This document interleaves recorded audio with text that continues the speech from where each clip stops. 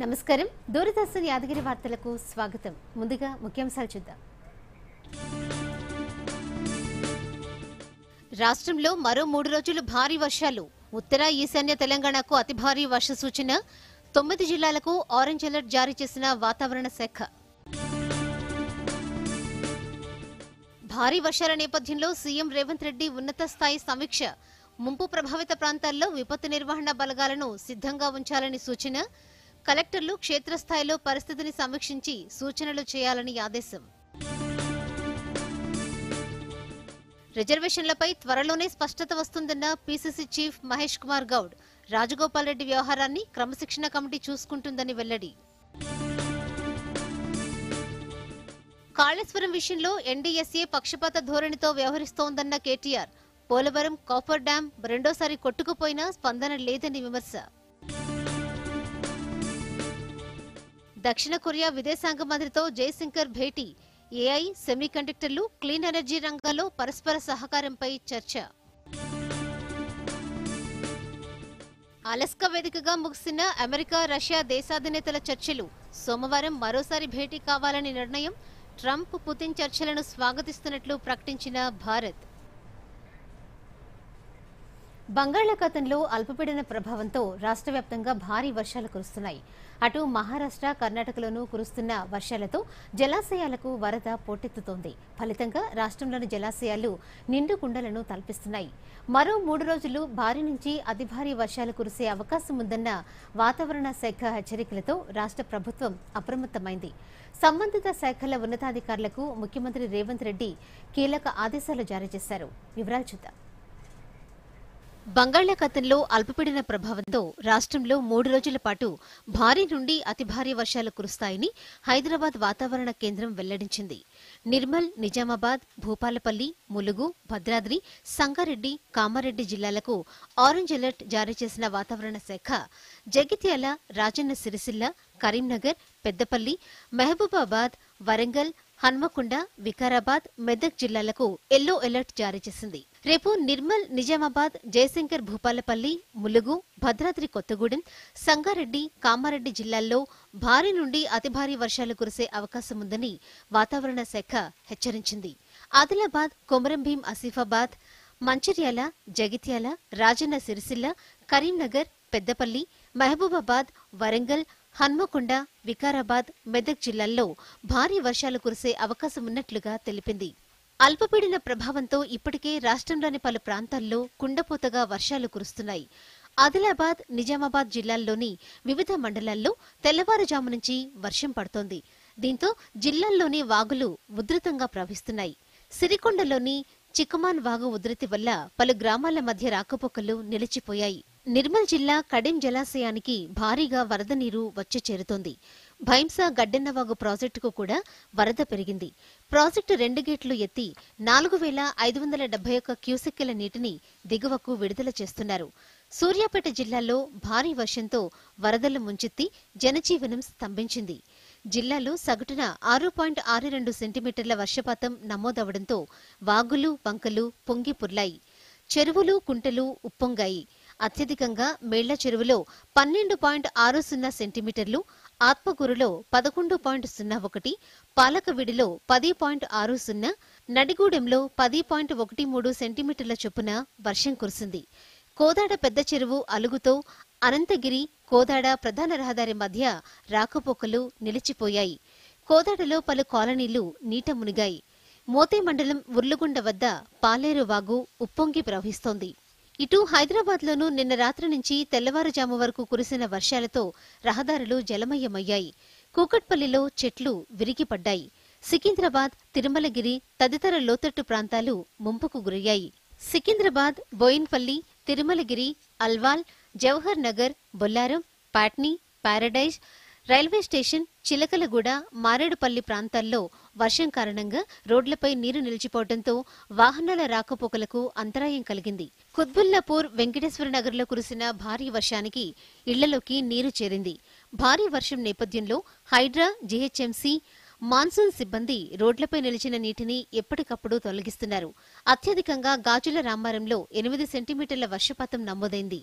తెలంగాణలో ప్రసిద్ధ పుణ్యక్షేత్రం ఏడుపాయల వనదుర్గమ్మ ఆలయం మూడో రోజు జలదిగ్బంధనంలోనే ఉంది. దీంతో రాజగోపురంలో అమ్మవారి ఉత్సవ విగ్రహాన్ని ఏర్పాటు చేశారు. అభిషేకం, విశేష అలంకరణ చేసి భక్తులకు దర్శనం కల్పిస్తున్నారు. సింగూర్లోని నక్కవాగు నుంచి వనదుర్గ ఆనకట్టకు 25,000 క్యూసెక్కుల వరద నీరు రావడంతో వనదుర్గ ఆనకట్ట పొంగి పొర్లుతోంది. ఈ క్రమంలో గర్భగుడి ముందు ఉన్న నదీపాయ రాజగోపురం నుంచి ఉధృతంగా ప్రవహిస్తోంది. వనదుర్గ ఆనకట్ట ఆలయం వైపు భక్తులు ఎవరూ వెళ్లకుండా అవుట్పోస్టు సిబ్బంది బారికేట్లు పెట్టి పటిష్ట భద్రతను ఏర్పాటు చేశారు. వరద ఉధృతి తగ్గగానే యథావిధిగా అమ్మవారి దర్శనం కల్పిస్తామని ఆలయ ఈవో చంద్రశేఖర్ తెలిపారు.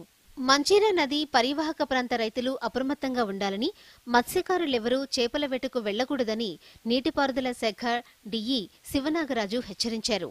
ఈ నెల 19వ తేదీ వరకు భారీ వర్షాలు కురిసే అవకాశమున్న నేపథ్యంలో ప్రజలు కూడా అప్రమత్తంగా ఉండాలని, పాత ఇళ్లు, భవనాల్లో ఉంటున్న వారు సురక్షిత ప్రాంతాలకు వెళ్లడం మంచిదని సూచిస్తున్నారు. ఉరుములు మెరుపులతో వర్షం కురిసే అవకాశమున్నందున వ్యవసాయ పనులకు వెళ్లిన వారు చెట్ల క్రింద ఉండొద్దని సూచిస్తున్నారు.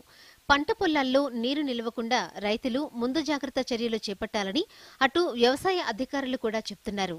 Bureau report, Doordarshan news.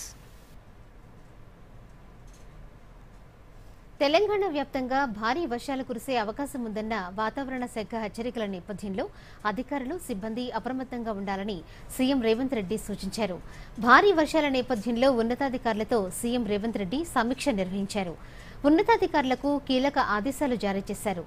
వర్షాల ప్రభావం ఎక్కువగా ఉండే జిల్లాల్లో సహాయక బృందాలు సిద్ధంగా ఉండాలని చెప్పారు. ఆ ప్రాంతాల్లో ఎస్డీఆర్ఎఫ్, ఎన్డీఆర్ఎఫ్ బృందాలను ముందుగానే మోహరించాలని ఆదేశించారు. వాగులు పొంగే ప్రమాదమున్న జిల్లాల అధికారులు అప్రమత్తంగా ఉండాలని చెప్పారు. ముప్పు ఉన్న లోతట్టు ప్రాంతాల్లోని కుటుంబాలను సహాయక శిబిరాలకు తరలించాలని ఆదేశించారు. జలాశయాలను అధికారులు ఎప్పటికప్పుడు పరిశీలించాలని, నీటి విడుదలపై కలెక్టర్లు క్షేత్రస్థాయి సిబ్బందికి ముందస్తు సమాచారం ఇవ్వాలని సూచించారు. పూర్తిగా నిండిన చెరువులు, రిజర్వాయర్ల వద్ద ఇసుక బస్తాలను సిద్ధంగా ఉంచాలని, నగర, పురపాలక, గ్రామాల పారిశుద్ధ్య సిబ్బంది ఎప్పటికప్పుడు పారిశుద్ధ్య పనులు చేపట్టాలని ఆదేశించారు. వైద్య ఆరోగ్య శాఖ అధికారులు అవసరమైన ఔషధాలు సిద్ధంగా ఉంచుకోవాలని, అవసరమైన చోట్ల వైద్య శిబిరాలు ఏర్పాటు చేయాలని చెప్పారు. ప్రధానంగా హైదరాబాద్లో ప్రజల నుంచి వచ్చే ఫిర్యాదులను వెంటనే పరిష్కరించాలని జీహెచ్ఎంసీ, హైడ్రా, ఎస్డీఆర్ఎఫ్, అగ్నిమాపక శాఖ తక్షణమే స్పందించేలా సిద్ధంగా ఉండాలని ఆదేశించారు.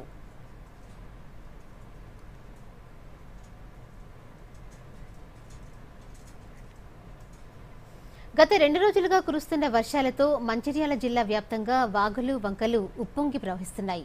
ఈ నేపథ్యంలో జిల్లా కలెక్టర్ కుమార్ దీపక్ జిల్లాలో వరద పరిస్థితిని సమీక్షించారు. మంచిర్యాల పట్టణం తిలక్ నగర్ ప్రాంతంలో గల చెరువును డీసీపీ ఏ భాస్కర్తో కలిసి పరిశీలించారు. ఈ సందర్భంగా కలెక్టర్ మాట్లాడుతూ జిల్లాలో ఎటువంటి పరిస్థితి ఎదురైనా ఎదుర్కొనేందుకు సిద్ధంగా ఉన్నామని చెప్పారు. 90 మంది సిబ్బందితో 3 ఎన్డీఆర్ఎఫ్ బృందాలు సహాయక చర్యలకు సిద్ధంగా ఉన్నాయని చెప్పారు. కాజ్వేలు, వాగులు, నదుల వద్దకు ఎవరూ వెళ్లకుండా పోలీస్, రెవెన్యూ, పంచాయతీ శాఖల సిబ్బంది అప్రమత్తంగా ఉండాలని చెప్పారు.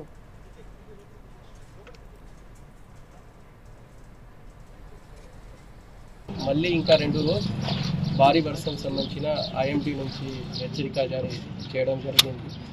సో దానికోసం కూడా అన్ని జీపీకి, అన్ని యూఎల్బీకి అలర్ట్ చేయడం జరిగింది. లో కాజ్వే ఎక్కడెక్కడ ఉన్నాయి, ఎక్కడ వాటర్ రావడానికి ఛాన్సెస్ ఉన్నాయి, అక్కడ police, revenue and local body సిబ్బంది దానికి బ్యారికేడింగ్ చేసి దానికి ప్రొటెక్ట్ చేస్తున్నారు. ఎక్కడెక్కడ ఏమైనా డ్యామేజ్ జరిగింది దానికి కూడా మనం రిస్టోర్ చేయిస్తున్నాము. ఈరోజు SDRF team and district disaster relief team ఏమైనా ఉంటుంది, ఈ 2 టీమ్స్కి సంబంధించిన ఒకటి జస్ట్ మాక్ సెషన్ లాగా చేస్తున్నారు. సో అన్ని ఎక్విప్మెంట్కి వాడుతున్నారు. సో ఏమైనా మనకి ప్రాబ్లమ్స్ ఎప్పుడైనా వస్తే, ఏమైనా ఇష్యూ వస్తే ఆ టైంకి మనం రెస్క్యూ చేయడానికి మనం సిద్ధంగా ఉన్నాము. భారీ వర్షాల దృష్ట్యా వరంగల్ జిల్లా వ్యాప్తంగా కట్టుదిట్టమైన ఏర్పాట్లు చేశామని జిల్లా కలెక్టర్ సత్యసారథ తెలిపారు. ప్రజలు ఎప్పటికప్పుడు అప్రమత్తంగా ఉండాలని, 2 రోజులు ప్రయాణాలను రద్దు చేసుకోవాలని సూచించారు. నర్సంపేట నియోజకవర్గంలో భారీ వర్షాలకు లో లెవెల్ వంతెనలు ఉధృతంగా ప్రవహించడంతో జనజీవనం ఎక్కడికక్కడ స్తంభించిపోయింది. దీంతో లో లెవెల్ వంతెన వద్ద ఉన్న పరిస్థితులను కలెక్టర్ స్వయంగా పరిశీలించారు. లో లెవెల్ వంతెనల వద్ద కట్టుదిట్టమైన ఏర్పాట్లు చేసి ఎలాంటి అవాంఛనీయ సంఘటనలు జరగకుండా చూడాలని పోలీస్, రెవెన్యూ అధికారులకు సూచించారు.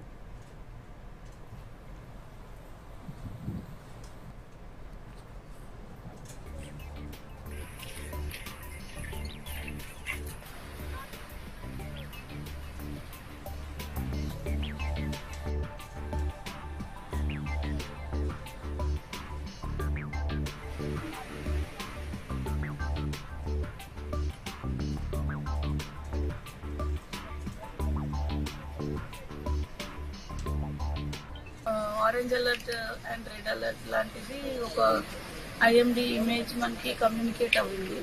సో దీని ప్రకారంగా ఆరెంజ్ అలర్ట్ గురించి మన అందరము చాలా అప్రమత్తతతో ఉండాల్సిన అవసరం ఉంది. ఆల్రెడీ మీరు చూస్తున్నారు, మనం నిలబడి ఉన్న మగ్గుంపురం దగ్గర where there is a causeway and ఈ వేని వాడడానికి లేదు ఇప్పుడు presently, because almost 1 feet water చాలా ఫాస్ట్గా రావడం జరుగుతుంది. ఇలానే entire orange alert is focused right now on Narsampet revenue division. So ప్రజలందరూ కూడా ఈ టైంలో వాటర్ని చూడడానికి రావడము, చేపలు పట్టుకోవడానికి రావడము, లేదా పూజలు చేసేదానికి వస్తున్నారు. సో ఇవేవి కూడా శ్రేయస్కరం కాదు, మంచిది కాదు, ఇంటి దగ్గర ఉండాలనేది మా రిక్వెస్ట్. వర్షాల వలన చాలా మటుకు మనకి డిసీజెస్ వచ్చే అవకాశం ఉంది కాబట్టి మెడికల్ అండ్ హెల్త్ టీమ్ కూడా అన్ని ప్లేసెస్ లో ఫీవర్ సర్వేస్ అనేది చేస్తున్నారు. At the same time rapid టెస్ట్లు కూడా చేస్తున్నారు. బీసీ రిజర్వేషన్ల విషయంలో తాము వెనక్కి తగ్గే ప్రసక్తే లేదని టీపీసీసీ చీఫ్ మహేష్ కుమార్ గౌడ్ స్పష్టం చేశారు. అతి త్వరలోనే రిజర్వేషన్లపై స్పష్టత వస్తుందని చెప్పారు. టీపీసీసీ కార్యాలయంలో మీడియాతో మాట్లాడారు.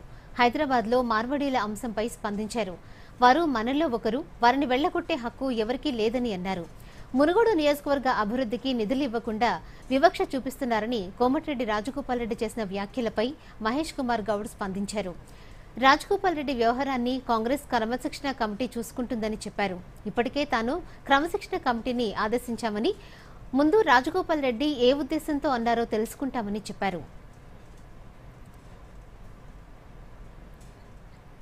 రాజగోపాల్ రెడ్డి గారు మాట్లాడిందన్న ఏమైనా తప్పు ఉంటే డెఫినెట్గా క్రమశిక్షణ సంఘం దాంట్లో పరిశీలిస్తుంది. ఆయన మాట్లాడిన దాంట్లో ఎవరిని ఉద్దేశించన్నా, ఆయన ఎవరినైనా టార్గెట్ చేసినట్టు మాట్లాడినటువంటి క్రమశిక్షణ సంఘం దాన్ని పరిశీలిస్తారు. రిజర్వేషన్ విషయంలో కాంగ్రెస్ పార్టీ సైలెన్స్ అనే మాటే ఉండదు. కాంగ్రెస్ పార్టీకి బీసీ రిజర్వేషన్ మీద ఉన్న కమిట్మెంట్ ఈ దేశంలో కానీ ఈ రాష్ట్రంలో ఏ ఇతర పార్టీకి ఉండదు. రేవంత్ రెడ్డి గారు ముఖ్యమంత్రిగా, నేను పీసీ అధ్యక్షుడిగా, మా మంత్రిమండలంతా కూడా దాన్ని ఆమోదించి 2 చట్టాలు చేశాం. ఢిల్లీలో పోయి మా వాణి వినిపించాం.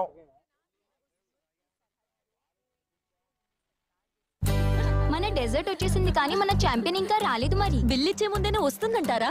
సో గర్ల్స్, ఏంటటా సంగతి? బిల్లట సంగతి ఏది? నీ కాడి పిన్ని. ఆర్బీఐ అంటుంది మీ పిన్, ఓటీపీ, సివివి లేదా ఇంటర్నెట్ బ్యాంకింగ్ పాస్వర్డ్ ఎవరికీ ఇవ్వొద్దు. ఆన్లైన్ బ్యాంకింగ్ మీ సొంత కంప్యూటర్, మొబైల్ ఇంకా సెక్యూర్ నెట్వర్క్ నుంచే చెయ్యండి. తినడం ఛాంపియన్షిప్ జరిగిందా? ఆర్బీఐ అంటుంది విషయాలు తెలుసుకోండి, జాగరూకంగా ఉండండి. 4-5 రోజుల నుంచి జ్వరంగా ఉంది. తల, శరీరంలోని జాయింట్లు, కళ్ళ వెనుక కూడా నొప్పిగా ఉంది. శరీరంపై ఎర్రటి దద్దుర్లు కూడా. ఇవి డెంగూ లక్షణాలు. డెంగూనా? భయపడొద్దు. డెంగూ ఒక సాధారణ వైరల్ జ్వరం. తగిన చికిత్సతో పాటు ద్రవ పదార్థాలు తీసుకుంటే ఇంట్లోనే నయమైపోతుంది. చాలా తక్కువ కేసుల్లో జ్వరం తగ్గిన తర్వాత కూడా రక్తస్రావం లేదా బీపీ తగ్గిపోతే ఆసుపత్రిలో తప్పనిసరిగా చేర్పించవలసి ఉంటుంది. డెంగూ లక్షణాలు కనిపిస్తూనే డాక్టర్ని కలవండి. రక్త పరీక్ష చేయించుకోండి. డెంగూ నుంచి రక్షణ పొందండి. వార్తలకు తిరిగి స్వాగతం. కాళేశ్వరం ప్రాజెక్టుపై ఎన్డీఎస్ఏ పక్షపాత ధోరణితో వ్యవహరించిందని బీఆర్ఎస్ వర్కింగ్ ప్రెసిడెంట్ కేటీఆర్ విమర్శించారు. ఆంధ్రప్రదేశ్లో నిర్మిస్తున్న పోలవరం కాపర్ డ్యాం రెండోసారి కొట్టుకుపోయినా ఎన్డీఎస్ఏకు కనిపించడం లేదా అని ఎక్స్లో ప్రశ్నించారు. తెలంగాణకు వరప్రదాయిని అయిన కాళేశ్వరం ప్రాజెక్టుకు ఒక నీతి, పోలవరం ప్రాజెక్టుకు మరో నీత అని మండిపడ్డారు. కళ్ల ముందు రెండోసారి కొట్టుకుపోయిన పోలవరం కాపర్ డ్యాంపై ఎందుకు మౌనంగా ఉన్నారు అని ప్రశ్నించారు. ఏపీలో పోలవరం కాపర్ డ్యాం గోదావరి పాలైనా ఇటు తెలంగాణలో ఎస్ఎల్బీసీ టన్నెల్ కుప్పకూలి 8 మంది మరణించినా ఎన్డీఎస్ఏ స్పందించడం లేదని విమర్శలు చేశారు.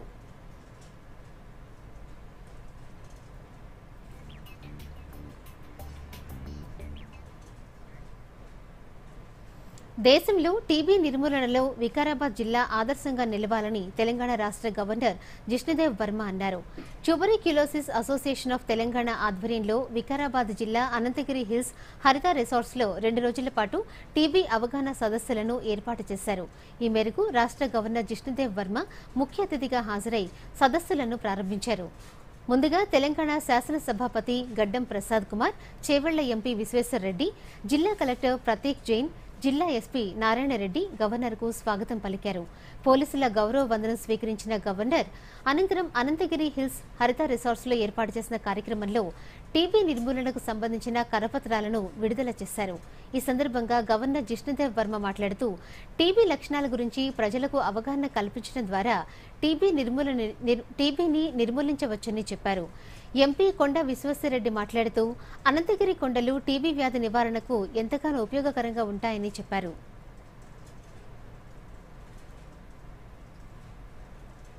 That is stigma free. Today the treatment is very modern, and of course the doctors will have to be there. It is a health problem, and as we march towards a Viksit Bharat, we cannot march with TB there, and it's been a very long fight, at least in the files of different officials. When I was a child, we were still fighting TB. We were still fighting TB. So this time, the Prime Minister said, "Let's have it booked. Let's get it done with." Because when I was a child, the TB day used to come, tuberculosis day, and flags used to put on our chest, and files used to move from table A to table B and table C, and again go back to table A. That was not the fight. Now we have to take it to this spot. The Honourable Prime Minister said we will fight it on the grounds, and we have a huge medical resource now. Young doctors, dynamic doctors, modern technology. Now what is required is sabka prayas. Kaleshwaram ప్రాజెక్టును కాంగ్రెస్ ప్రభుత్వం నిరుపయోగంగా పెట్టిందని భారత రాష్ట్ర సమితి నేత RS Praveen Kumar ఆరోపించారు.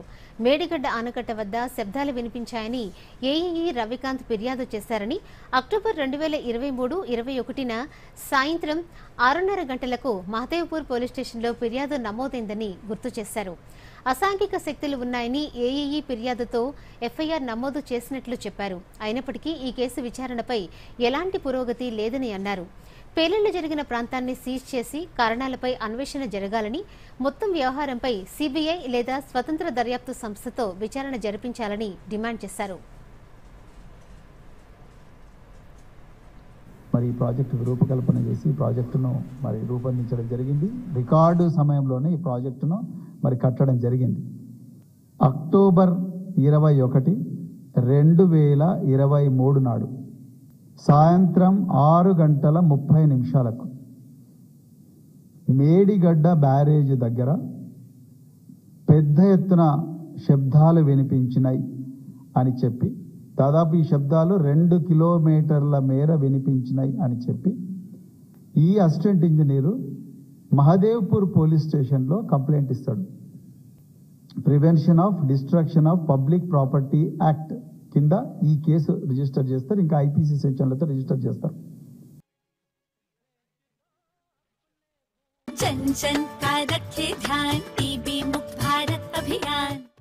इस अभियान का नारा टीबी संबंधित भेदभाव को मिटाओ, देश को टीबी मुक्त बनाओ। एक्टिव टीबी रोगी के करीबी संपर्क में आने से टीबी फैल सकता है, लेकिन नियमित उपचार शुरू होते ही टीबी रोगी से दूसरों में बीमारी का संक्रमण बंद हो जाता है। यहाँ तक कि सिर्फ हाथ मिलाने या टीबी रोगी के साथ समय बिताने से टीबी नहीं फैलता। तो बताइए आप, जब टीबी की जांच और उपचार है आसान, तो डर या भेदभाव की कैसी बात? ना शर्माना, ना घबराना, टीबी की जांच करवाना। टीबी के लक्षण होने पर तुरंत अपने नजदीकी निजी या सरकारी अस्पताल या आयुष्मान आरोग्य मंदिर में जाएं। इस संदेश को औरों तक पहुंचाकर आइए टीबी को जड़ से मिटाएं। हमें इन मरीजों को ज्यादा से ज्यादा जागरूक करने पर भी उतना ही ध्यान देना होगा। डाउनलोड करें टीबी आरोग्य साथी ऐप। स्वास्थ्य एवं परिवार कल्याण मंत्रालय द्वारा जनहित में जारी।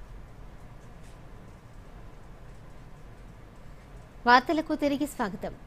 సికింద్రాబాద్ సృష్టి ఫెర్టిలిటీ కేసులో పోలీసుల దర్యాప్తు కొనసాగుతోంది. ఈ కేసులో నిందితురాలు డాక్టర్ నమ్రత నేరాంగీకార పత్రంలో కీలక అంశాలు నమోదు చేశారు. నమ్రత నేరాన్ని అంగీకరించినట్లు పోలీసులు పేర్కొన్నారు. నేరాంగీకార పత్రంలోని వివరాల ప్రకారం విజయవాడ, సికింద్రాబాద్, విశాఖలో ఫెర్టిలిటీ సెంటర్లు నడిపారు. సరోగసీ పేరుతో డాక్టర్ నమ్రత ఒక్కొక్కరి నుంచి 20 లక్షల నుండి 30 లక్షల వరకు వసూలు చేసేవారు. ఏజెంట్లను నియమించుకుని పిల్లలను కొనుగోలు చేశారు. ఆసుపత్రికి వచ్చే గర్భిణీలకు డబ్బులు ఆశ చూపి శిశువు విక్రయానికి ఒప్పందం చేసుకున్నారు. ప్రసవం తర్వాత బాలింతల నుంచి పిల్లల్ని కొనుగోలు చేశారు. ఆ పిల్లలను సరోగసీ ద్వారా పుట్టిన వారిగా నమ్మించారని పోలీసులు కన్ఫెషన్ రిపోర్టులో పేర్కొన్నారు.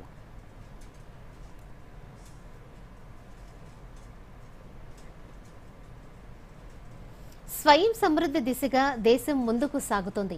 అన్ని రంగాల్లో దిగుమతుల నుంచి ఎగుమతుల స్థాయికి చేరింది. రక్షణ రంగంలోనూ భారత్ సాధించిన స్వయం సమృద్ధి ప్రపంచ దేశాలను ఆకర్షించింది.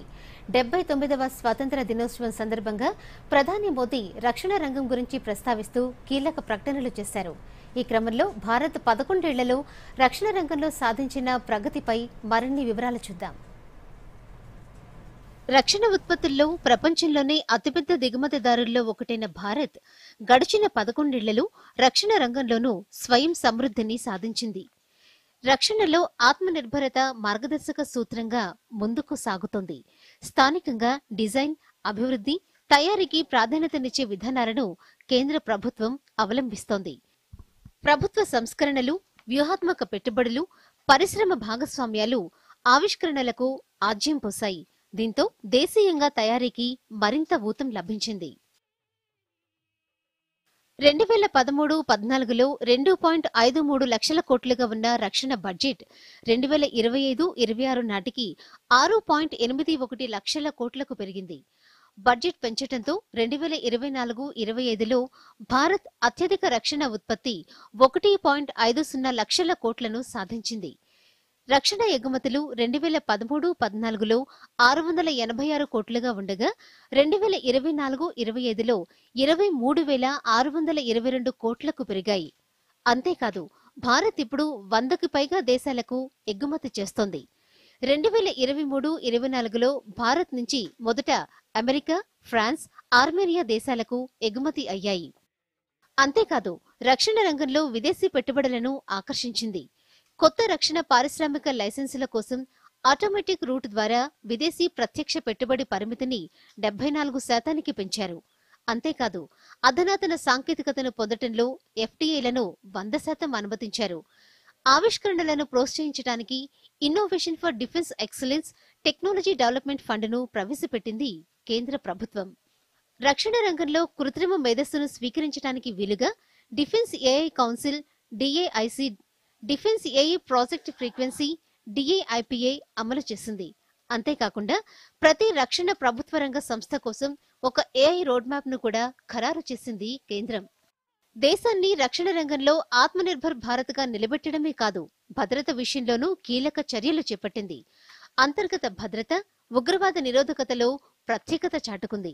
2016లో సెప్టెంబర్ 28-29 మధ్య ఉరీలో భారత సైనికులపై దాడి తర్వాత పాకిస్తాన్ ఆక్రమిత కశ్మీర్లోని ఉగ్రవాద లాంచ్ ప్యాడ్లను సర్జికల్ స్ట్రైక్స్ తో ధ్వంసం చేసింది. ఆ తర్వాత బాలాకోట్ వైమానిక దాడులు, ఆపరేషన్ సింధూర్తో ఉగ్రముఖలను చెల్లాచెదురు చేసింది. సీమాంతర ఉగ్రవాదాన్ని తుదముట్టించటమే కాదు, 2019 ఆగస్టు 5న ఆర్టికల్ 370ని తొలగించి దశాబ్దాల నాటి అసమతుల్యతలను రూపుమాపింది. ఆ తర్వాత జమ్మూ కాశ్మీర్లో 2024లో 3 దశల్లో అసెంబ్లీ ఎన్నికలు నిర్వహించింది. మరోవైపు ఉగ్రవాదం, నక్సలిజం పట్ల జీరో టాలరెన్స్ విధానాన్ని అవలంబించింది.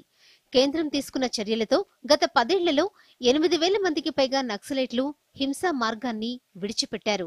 దీని కారణంగా మావోయిస్టు ప్రభావిత జిల్లాలు 120 నుంచి 20కి చేరాయి.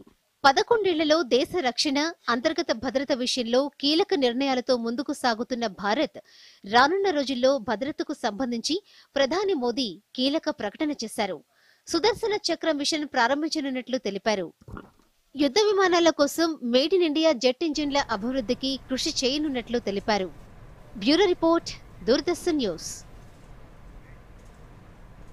దక్షిణ కొరియా విదేశాంగ మంత్రితో దక్షిణ కొరియా విదేశాంగ మంత్రి చో హ్యూన్తో భారత విదేశాంగ మంత్రి జయశంకర్ సమావేశమయ్యారు. ఈ సందర్భంగా ఇరువురి మధ్య వాణిజ్యం, తయారీ, సముద్రం సహా పలు అంశాల్లో ద్వైపాక్షిక సహకారాన్ని ముందుకు తీసుకెళ్లడంపై చర్చలు జరిగాయి. అలాగే ఏఐ, సెమీ కండక్టర్లు, క్లీన్ ఎనర్జీ, రక్షణలో కొత్త అవకాశాలపై ఉత్పాదక చర్చలు జరిగాయని జయశంకర్ ఎక్స్లో తెలిపారు. ఇండో పసిఫిక్ సమకాలీన ప్రపంచ పరిణామాలపై కూడా వారు చర్చించినట్లు తెలిపారు.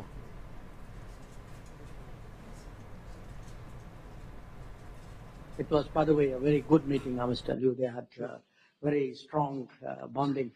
Today, I discussed with you how we take our relationship to a high level. I also want to express our gratitude for the ROK's condemnation of the terrorist attack which took place in Pahalgam on 22nd of April. And the fact that when our parliamentary delegation went to Seoul, I think they got very good meetings. You yourself made an effort to meet them.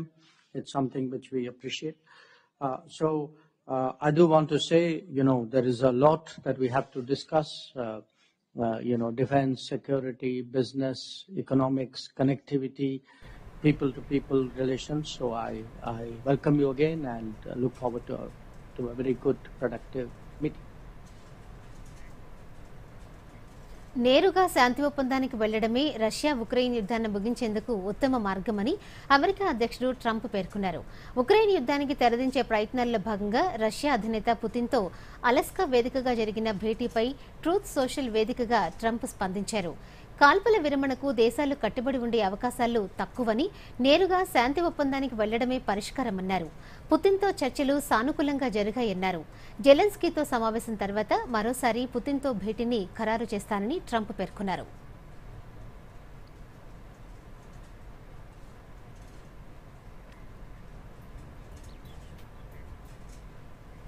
America అధ్యక్షుడు Donald Trump, Russia అధ్యక్షుడు Vladimir Putin మధ్య అలస్కాలో జరిగిన శిఖరాగ్ర సమావేశాన్ని భారతదేశం స్వాగతించింది. ఈ మేరకు విదేశాంగ శాఖ అధికార ప్రతినిధి రణ్ధీర్ జైస్వాల్ ప్రకటన విడుదల చేశారు. శాంతి సాధనలో వారి నాయకత్వం ఎంతో ప్రశంసనీయమని పేర్కొన్నారు. శిఖరాగ్ర సమావేశంలో సాధించిన పురోగతిని భారత్ అభినందిస్తుందని, ఉక్రెయిన్తో వివాదానికి ముగింపు చూడాలని ప్రపంచం కోరుకుంటోందని రణ్ధీర్ జైస్వాల్ అన్నారు.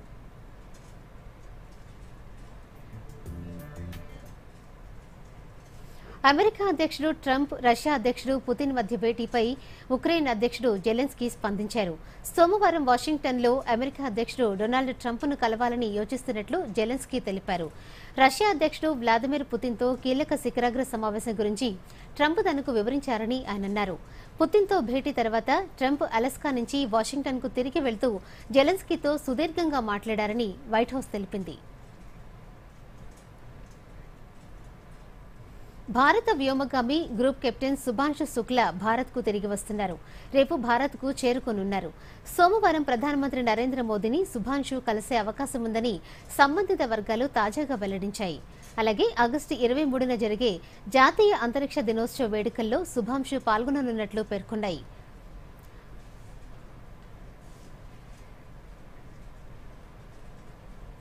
ఐఎస్ఎస్ యాత్ర తర్వాత సుభాంషు శుక్లా తొలిసారి భారత్కు వస్తున్నారు. ఇందులో భాగంగా విమానంలో చిరునవ్వులు చిందిస్తూ దిగిన ఫోటోను సుభాంషు సోషల్ మీడియాలో పోస్ట్ చేశారు. స్నేహితులు, కుటుంబ సభ్యులను కలిసేందుకు ఆసక్తిగా ఎదురుచూస్తున్నట్లు తెలిపారు. వార్తలు ముగించే ముందు ముఖ్యాంశాలు మరొక్కసారి చూద్దాం. నమస్కారం. రాష్ట్రంలో మరో 3 రోజులు భారీ వర్షాలు. ఉత్తర ఈశాన్య తెలంగాణకు అతి భారీ వర్ష సూచన. 9 జిల్లాలకు ఆరెంజ్ అలర్ట్ జారీ చేసిన వాతావరణ శాఖ. భారీ వర్షాల నేపథ్యంలో సీఎం రేవంత్ రెడ్డి ఉన్నత స్థాయి సమీక్ష. ముంపు ప్రభావిత ప్రాంతాల్లో విపత్తు నిర్వహణ బలగాలను సిద్ధంగా ఉంచాలని సూచన. కలెక్టర్లు క్షేత్రస్థాయిలో పరిస్థితిని సమీక్షించి సూచనలు చేయాలని ఆదేశం. రిజర్వేషన్లపై త్వరలోనే స్పష్టత వస్తుందన్న పీసీసీ చీఫ్ మహేష్ కుమార్ గౌడ్. రాజగోపాల్ రెడ్డి వ్యవహారాన్ని క్రమశిక్షణ కమిటీ చూసుకుంటుందని వెల్లడి. కాళేశ్వరం విషయంలో ఎన్డీఎస్ఏ పక్షపాత ధోరణితో వ్యవహరిస్తోందన్న కేటీఆర్. పోలవరం కాపర్ డ్యాం రెండోసారి కొట్టుకుపోయినా స్పందన లేదని విమర్శ. దక్షిణ కొరియా విదేశాంగ మంత్రితో జయశంకర్ భేటీ. ఏఐ, సెమీకండక్టర్లు, క్లీన్ ఎనర్జీ రంగాల్లో పరస్పర సహకారంపై చర్చ. అలస్కా వేదికగా ముగిసిన అమెరికా, రష్యా దేశాధినేతల చర్చలు. సోమవారం మరోసారి భేటీ కావాలని నిర్ణయం. ట్రంప్, పుతిన్ చర్చలను స్వాగతిస్తున్నట్లు ప్రకటించిన భారత్. దూరదర్శన్ యాదగిరి వార్తలను ఇప్పుడు సోషల్ మీడియాలో కూడా చూడొచ్చు. యూట్యూబ్ అయితే డిడి న్యూస్ తెలంగాణ, ఎక్స్ వేదికగా అయితే DD news Telangana @DD Yadagiri news, Facebook అయితే డిడి న్యూస్ తెలంగాణలో చూసి సబ్స్క్రైబ్ చేసి లైక్ చేయండి, షేర్ చేయండి.